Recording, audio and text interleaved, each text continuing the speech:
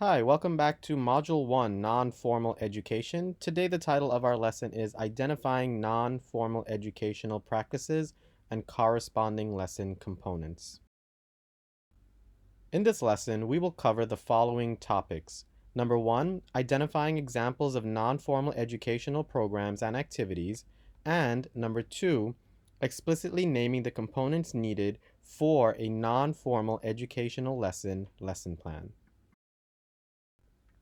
Our learning target for today is I will be able to identify examples of non-formal education and its key components. Before we get into our lesson, let's do a review of what we covered in Lesson 1. Non-formal education. The goals of non-formal education are for participants to acquire common and academic knowledge. Social emotional learning is also crucial within a non-formal educational setting. Non-formal education learning is self-governing, whereas formal education learning is usually structured by the government. And lastly, non-formal education is designed to meet the needs of heterogeneous groups. Now that we've reviewed Lesson 1, we're going to move along into today's lesson and its major takeaways. So here we have 3 characteristics to consider. The development of non-formal education activities and lessons are broken down into 3 components that you, the educator, should always consider. Number 1, how to choose methods for the learning activity.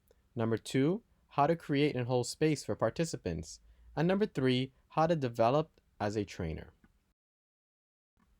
First, we're going to look at deciding factors when choosing methods. Our first deciding factor is, what is the aim/learning target? What is the enduring understanding or main takeaway for the lesson? Are participants creating or presenting something at the end? Next, you need to consider who are my participants and the people that are working with me. What do they know and what do they need to know? What are their preference and comfort levels, and what is my comfort level and expertise with the subject? Finally, deciding factors when choosing our methods or choosing what we're going to teach and how we're going to teach it, we need to consider what context and real-world connections there are in the lesson. Does the lesson need to be aligned with the beliefs of an organization, which in this case is SIA? Is there learning that happened in the past that can be connected to this activity? So what are the kids bringing, or what are the participants bringing, or what is my classroom assistants bringing? What are parents bringing into the classroom? What are mentors bringing? What are the educators bringing? Are all things we need to consider. Finally, will this activity continue in another day, in another shape or another form? Is there going to be a culminating event or a presentation of learning? So here we see what the full arc is for our deciding factors. The next thing we need to consider is creating space for participants. As we're setting up our activity for a non-formal education lesson, the creation of space for participants is really important. So creating space looks different for every lesson or educator. Nonetheless, we need to make sure that our participants feel both emotionally and physically safe, as well as have a sense of ownership within the learning environment. Only after we create a safe space for our participants will learning and growth thrive. As someone who is just beginning my career as a teacher, I often wonder, what is the most important thing that I can offer my students? Can I provide them with an innovative educational experience that prepares them to become super geniuses? Can I ignite a sense of curiosity in my students that will later translate into the next best invention? Can I model for them what it means to be a responsible citizen that treats others with dignity and respect? Perhaps, but none of this is possible unless I first create a safe, supportive, and healthy learning environment for each and every one of my students.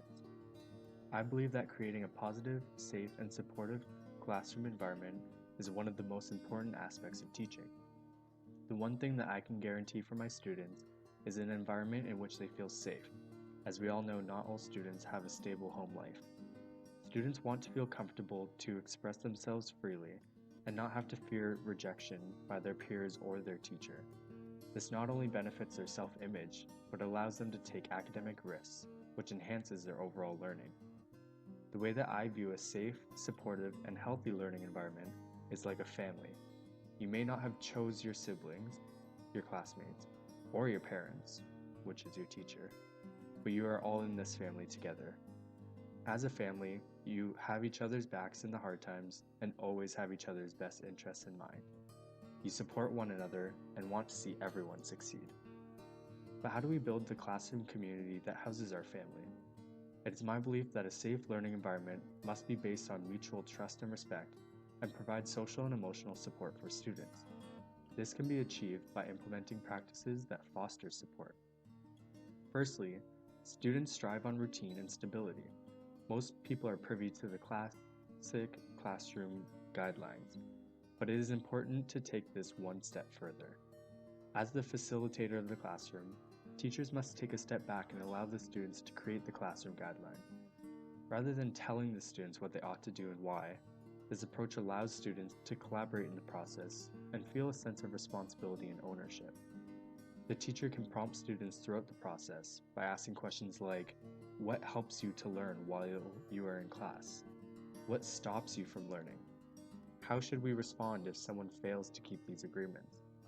But ultimately, the students should take ownership of their guidelines.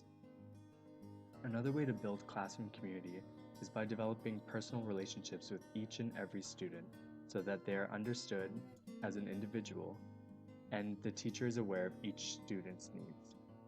I never liked it when my teachers or professors introduced themselves and shared all of their amazing life experiences and then never asked the students to share about themselves. It sets the precedence that the teacher matters and the students don't. It is important to provide students with the opportunity to discuss or share their backgrounds and cultures, expressing exactly what makes them the person who they are.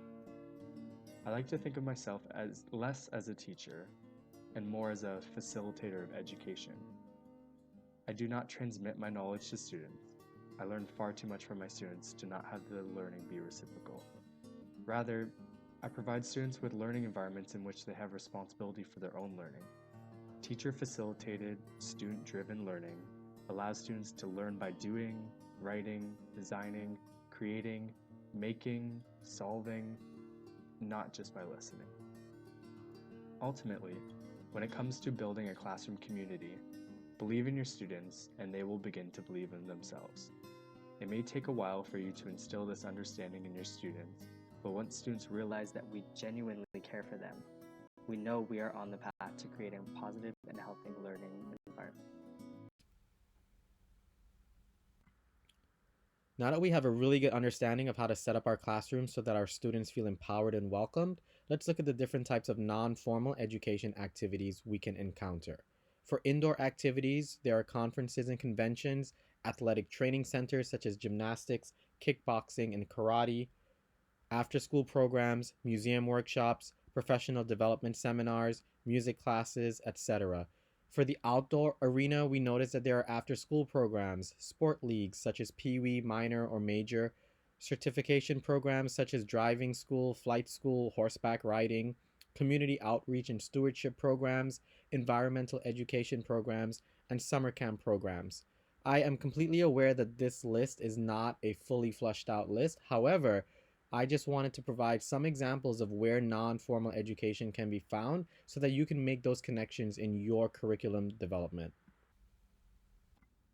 Our last component to look at today is developing as a teacher. The final component that you need to consider while working as a non-formal educator or an educator in any capacity is the further development of your skills.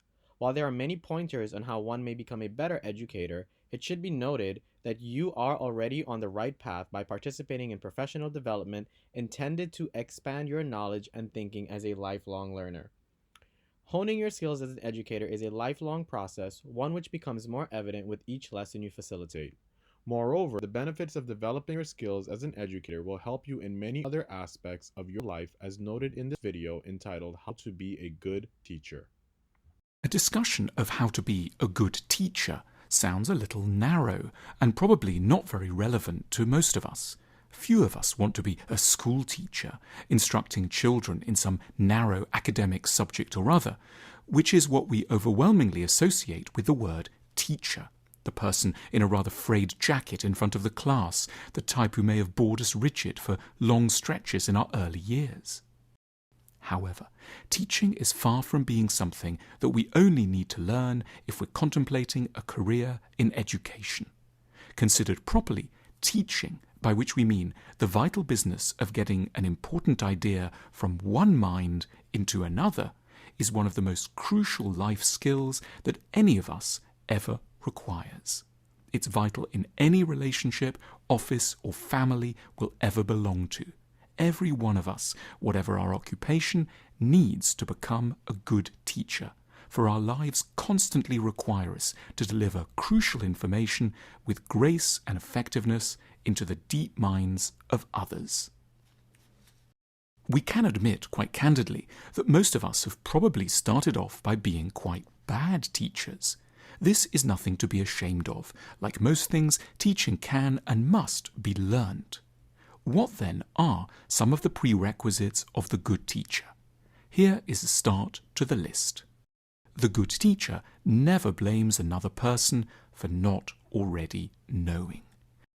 It seems paradoxical once it's pointed out, but the truth is we often get very annoyed by the fact that another person doesn't know something yet, even though we've never actually told them what this might be. Certain ideas can seem so important to us, we simply can't imagine that others don't already know them. We suspect they may be deliberately upsetting us by pretending not to have a clue. This attitude makes it unlikely that what we actually have to teach will make its way successfully into the unfortunate other person's head. Good teaching starts with the idea that ignorance is not a defect of the individual we're instructing. It's the consequence of never having been properly taught. So the fault, rightly, really only ever belongs with the people who haven't done enough to get the needed ideas into others' heads. In other words, with you. 2. Good teachers don't get angry. The more we need other people to know something, the less we may be able to secure the calm frame of mind which is indispensable if we're to have any chance of conveying it to them effectively. The possibility that they won't quickly understand something that matters immensely to us can drive us into an agitated fury, which is the very worst state in which to conduct any lesson. By the time we've started to insult our so-called pupil, to call them a blockhead or a fool, the lesson is quite plainly over. No one has ever learned anything under conditions of humiliation. Paradoxically, the best sort of teachers can bear the possibility that what they have to teach will not be understood. It is this slightly detached, slightly pessimistic approach that stands the best chance of generating the relaxed frame of mind essential to successful pedagogy. 3. Good teachers can admit that they don't know lots of things. It's pretty humiliating to be in the learning position. Someone else has information that you don't. That can be so irritating, the person learning may just shut their ears and hate the alleged superiority of the one in the teaching role. That's why another fundamental skill of the good teacher is to admit that they are, in most areas of life, pretty ignorant and stupid. This might seem to undermine their authority. Far from it. It creates an atmosphere of goodwill and modesty which puts the pupil at ease. They might not know this particular thing that's being taught, but they are, overall, not inferior to the teacher, and so they can dare to face up to their ignorance in a given area and submit to the discipline of having it nicely corrected. 4. Good teachers pick their moments.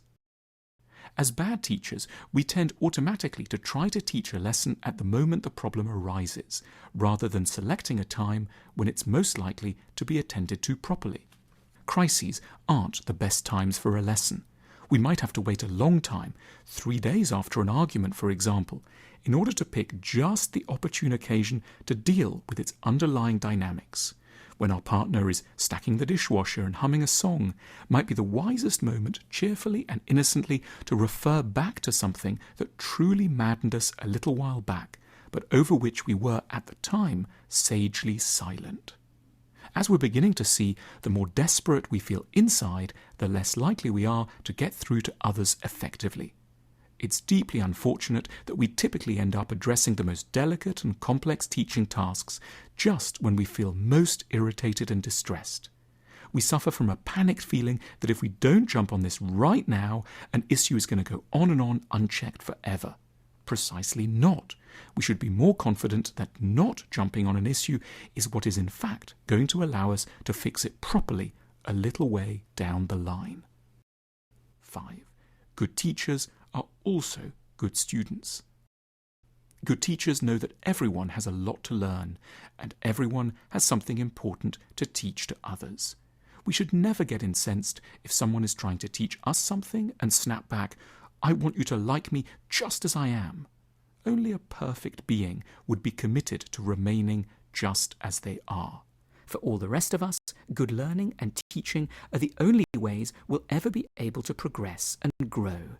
And that's why we should welcome them as the gifts they truly are.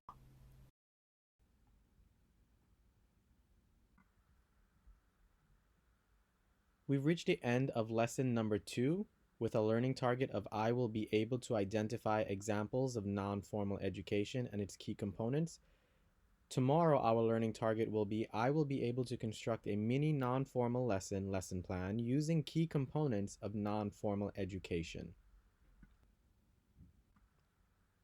Again, I'd like to thank everyone for taking the opportunity to go through these lessons on your own time, and hopefully they are benefiting you. If you have any questions, comments, or concerns, please reach out to me. A lot of you have been doing that so far.